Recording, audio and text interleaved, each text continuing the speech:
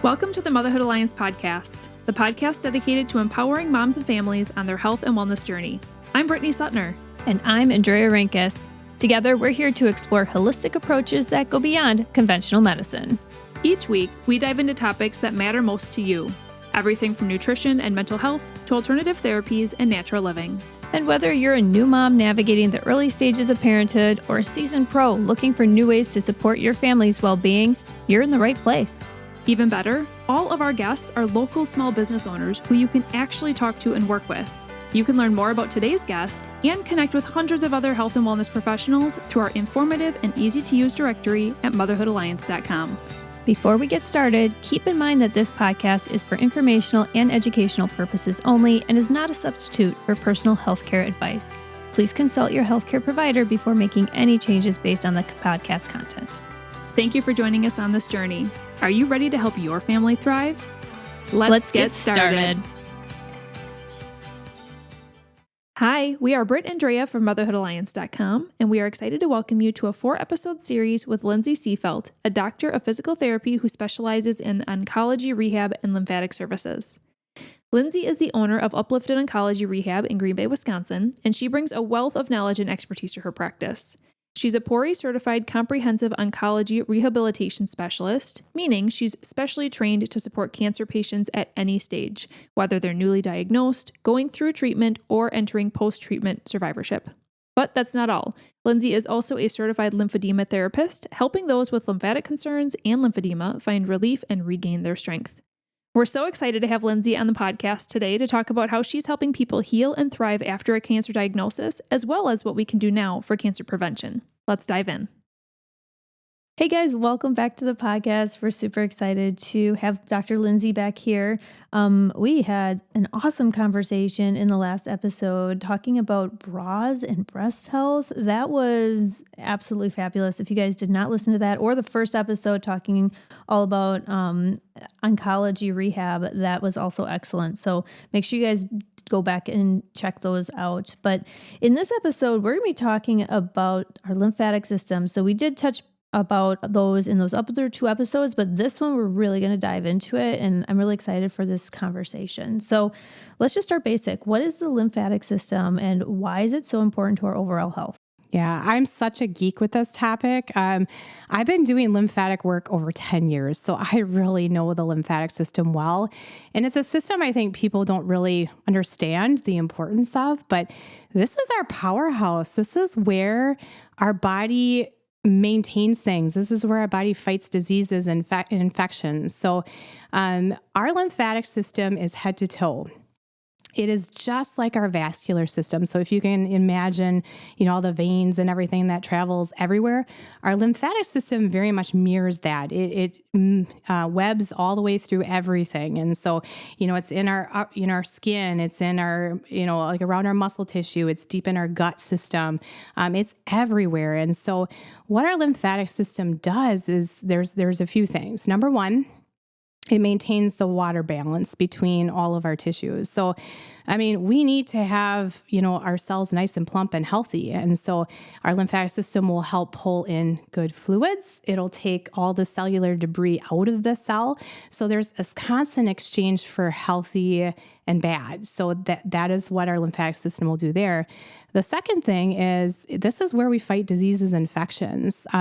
This is our powerhouse. So in our lymphatic system, if it picks up something, abnormal, it'll pull it to a lymph node. So lymph nodes are where everything kind of pools to. And then in the lymph node, it'll attack it. So if there's something, I don't like this, we're going to attack and clean it out and get rid of it.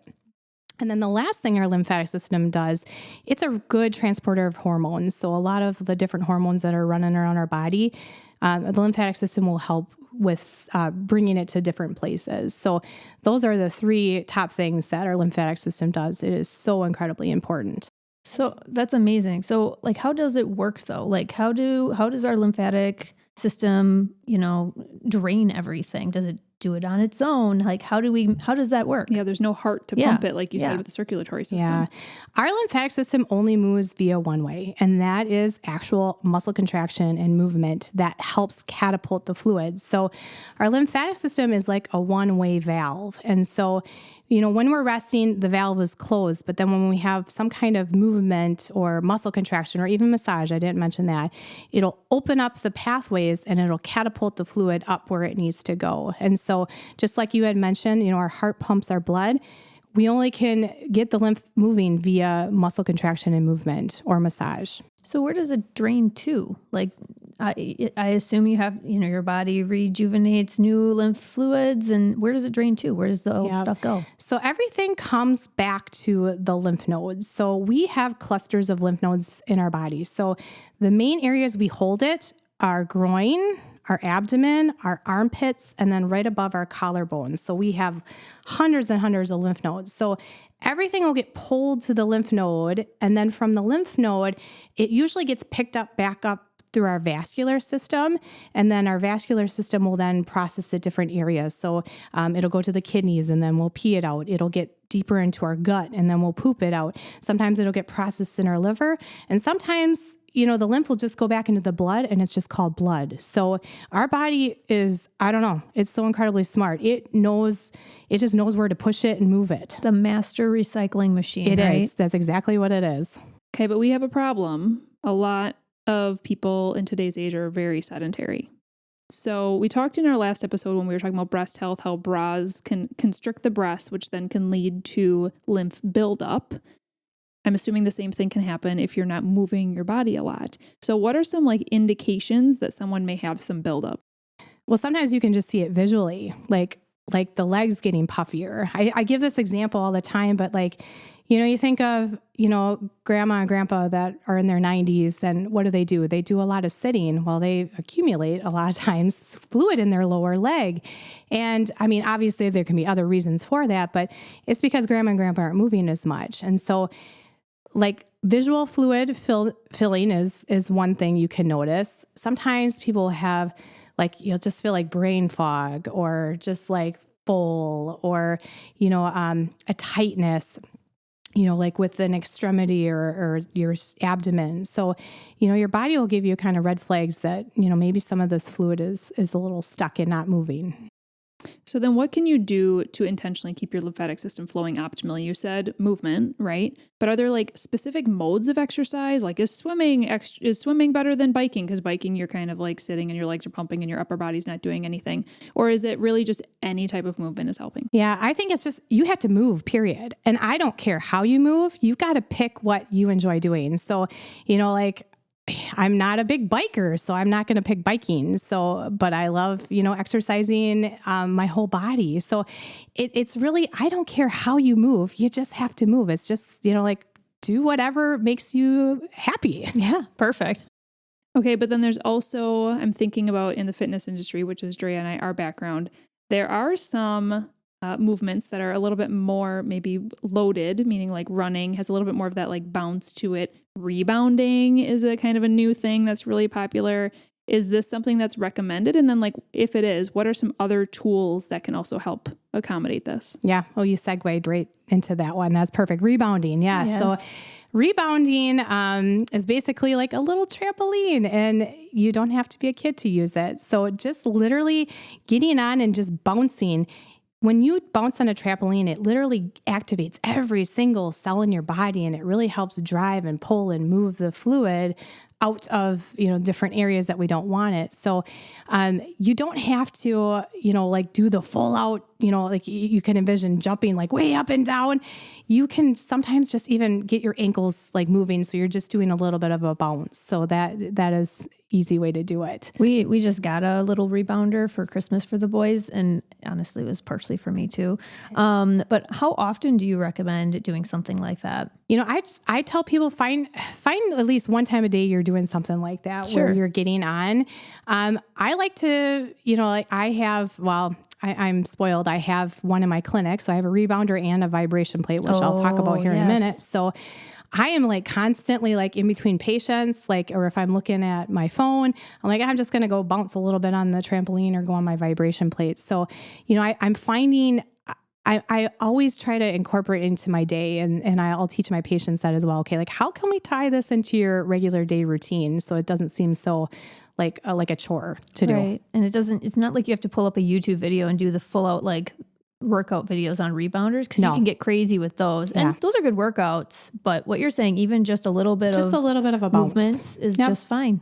Yep. So what are the vibration plates? You mentioned that. Yes. Yeah. I love a vibration plate. Everybody should own a vibration plate. I'm really curious about this. Yes. I've done a lot of research on this, and, with my lymphatic background, I've had a lot of my individuals that have severe lymphedema go out and purchase this because it is such an easy tool. It's so passive, so what I mean by passive is when you go on a trampoline, you actively have to bounce.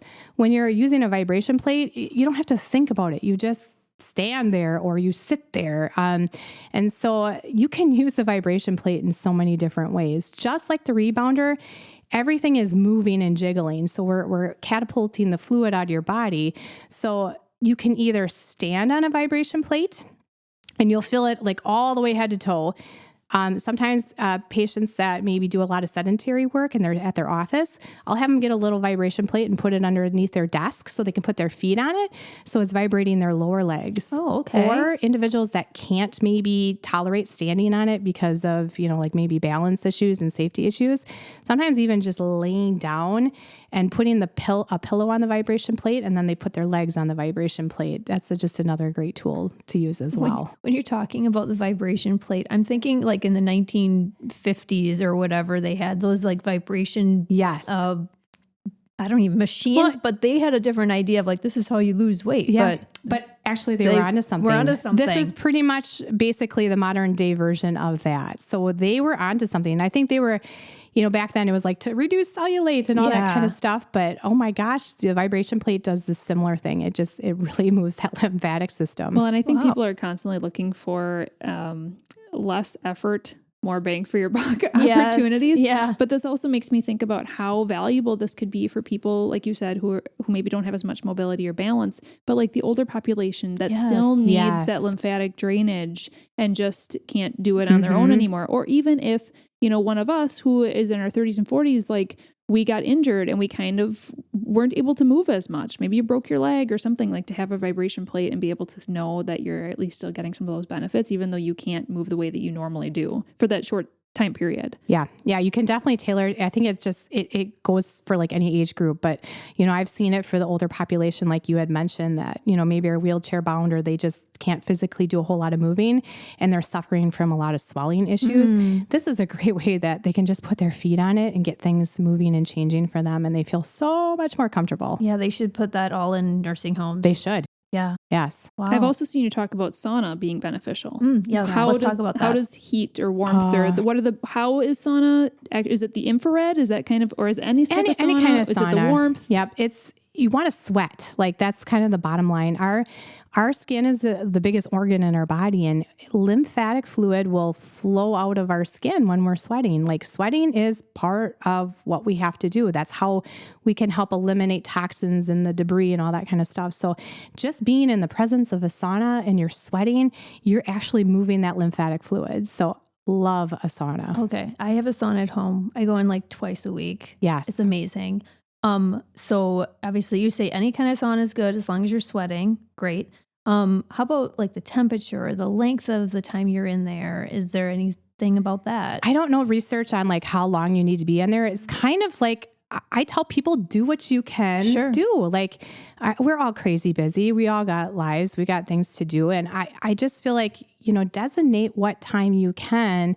I think it's, especially in a sauna, you probably got to, be in there a little bit of length of time to actually sweat. Right. Yeah. But, just try to find that balance where you can designate this amount of time in there. I love that. So if there's anybody like me who really wants a sauna and it's been kind of like, is it a necessity or is it kind of more of a pleasure thing? You can justify. This is for our health, so we're just going to have to vibration plate too. There you go. Here's your excuse why to get it. What about other areas of our life? How can they impact our lymph health? So this doesn't have to do with movement, but like, does sleep or like your diet or things like that have any impact on our lymph health? So when we get like really when we get a lot of congestion, a lot of times it could be an inflammatory response. So when we're talking the pillars of health. We're talking about, like diet, are we eating a diet that is really bothering us, creating a lot of inflammation, because when that happens, then it seeps out and our lymphatic system picks it up. So that can be a pillar. Sleep, that's a pillar of health. If you're not getting enough sleep, what are we doing? We're grabbing for the unhealthy things to eat. We have more stress hormones. So then it increases inflammatory responses there too. So you definitely have to, find those pillars of health. You need to exercise, you need to sleep, you need to reduce your stress. You need to drink water. That's the other thing too, is making sure you're staying very hydrated, because I have patients say like, well, I'm already got a lot of fluid on board. Why do I need to drink more fluid? Well, you have to help your internal organs flush all that, because when you drink lots of water, you're peeing it, right? And so that is how our body excretes a lot of those toxins. We're either peeing it out or we're going poop and we're pooping it out. Mm-hmm. And you've also mentioned massage. So is there a difference between a regular, I'm going to go get a therapeutic type massage, and a lymphatic drainage massage? Is there a difference? Yes, absolute difference. And so I'm lymphatically trained, so I'm a lymphatic therapist, and it is a very different technique than a massage. So lymphatics, there's a certain amount of pressure and movement that I'm trained on to help catapult and move the fluid where I need it to go. And a lot of times, we accumulate fluids in different areas, and it's really, that's the puzzle. That's what I love to do. I love to figure out why that fluid is stagnant and how we can get it moving. So it can be stuck anywhere in the body. We just have to figure out how we need to get it moving. So do you offer lymphatic massages?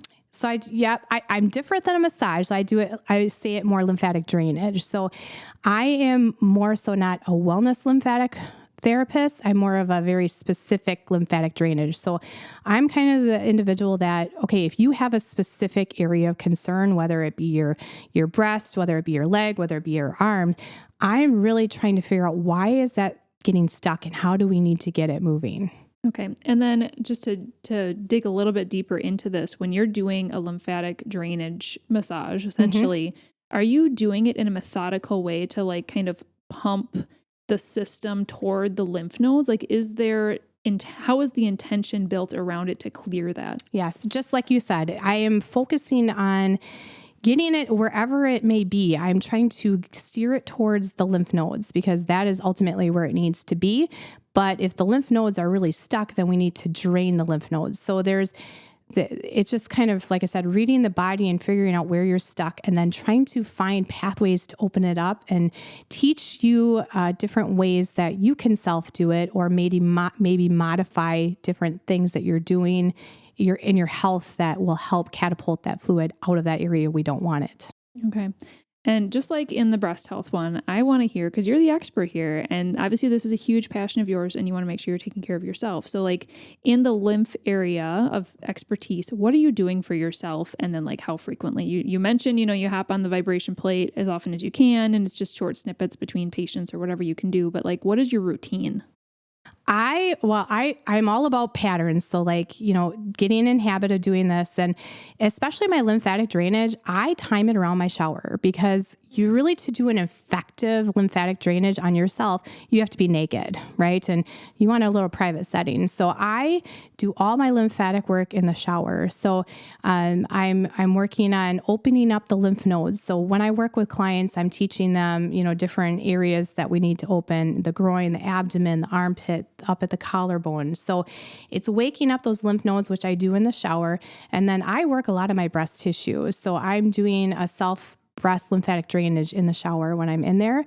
And then also to support the lymphatic health, outside of the shower, I'm doing rebounding, I'm doing vibration plate. I joined Hotworks, which is in Green Bay. It's a workout facility in a sauna. So I'm sweating and I'm exercising at the same time. Ooh, so that sounds nice. So I'm doing all kinds of things throughout the day just to help support my system, and drinking water. I was going to say, how much does hydration play in this? Oh, huge. Yep. I don't have it today, but I have a big thermos or a big cup that I just sip on throughout the day, and I'm really trying to keep my body hydrated throughout the day. How long does it, if you're in the shower, obviously you shouldn't be in there for 20 minutes, but how long does that take for you to do?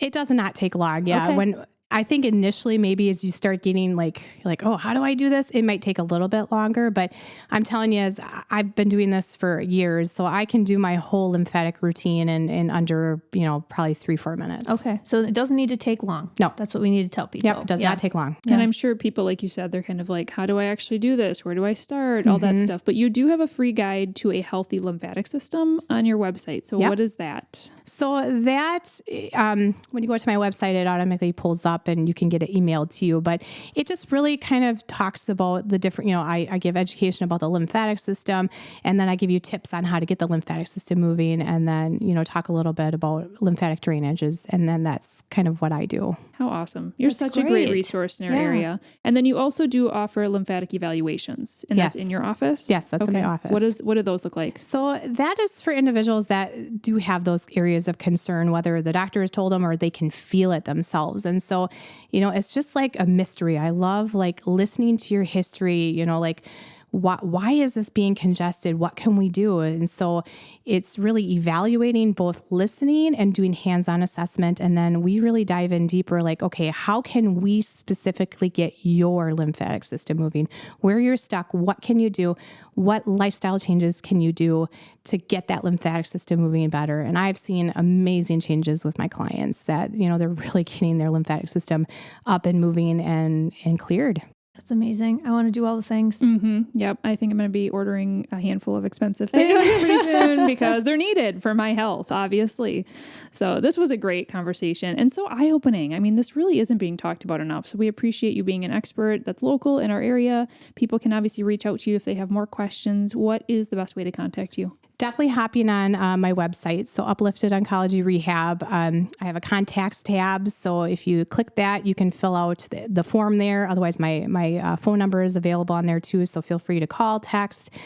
Be happy to talk to you on the phone. I do a lot of phone consultations if you just have a lot of questions. Awesome. And then we do have one more episode coming up. And we're gonna hit the topic, and doesn't matter how gross it feels to you, it's important. So we're gonna be talking about poop in our next episode. Questions that are common, honestly, that a lot of people are asking and nobody's really talking about. Like, what should it actually look like if it's healthy? How often should you be going? What are some signs that your gut health might be out of balance? What can you do for constipation? These are all questions people are constantly asking for themselves and or their kids.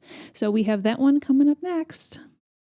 If you enjoyed this episode, would you consider leaving a rating or review or sharing it directly with a friend who could benefit from the information? We know that you're a busy mom or caregiver, and our goal is to make your life easier by bringing tips and tricks directly from experts into your earbuds. By sharing this episode with someone you love, you can play a critical role in helping to make their life easier as well. We appreciate your time, and thank you for being a part of the Motherhood Alliance family.